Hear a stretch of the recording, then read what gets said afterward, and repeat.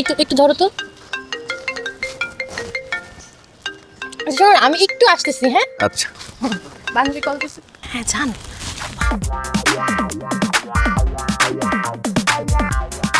এই মারিয়া, তুমি এখানে কেন? দুলা ভাই, আপনার সাথে খুব ইম্পর্টেন্ট কথা বলার ছিল, এর জন্য আসছি। ওহো মারিয়া, আমি আমার বউ নিয়ে ঘুরতে আসছি। এখন কি ইম্পর্টেন্ট কথা বলবা? আমি বাসায় যাই তখন বললো।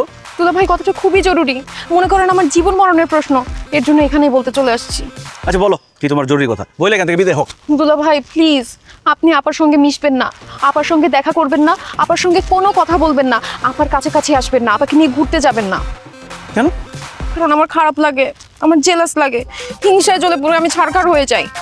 প্লিজ দুলা ভাই, আপনি কথা দেন আপার কাছ থেকে এখন থেকে আপনি দূরে দূরে থাকবেন।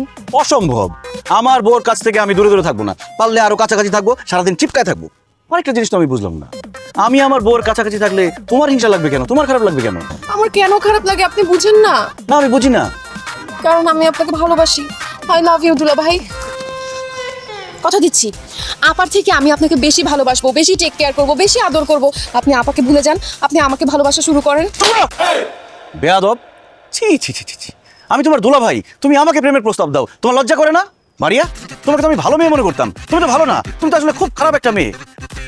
আর কোনোদিন আমার সামনে আসবে না, আমার সাথে কথা বলবে না। I hate you.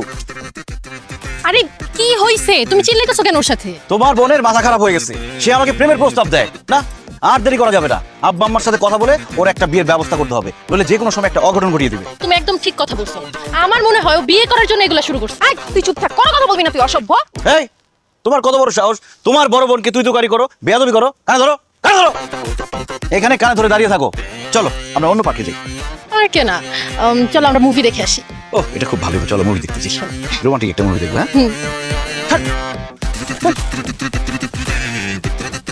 মুভি দেখতে যাবি না? আজকে বাসায় তোর খবর আছে।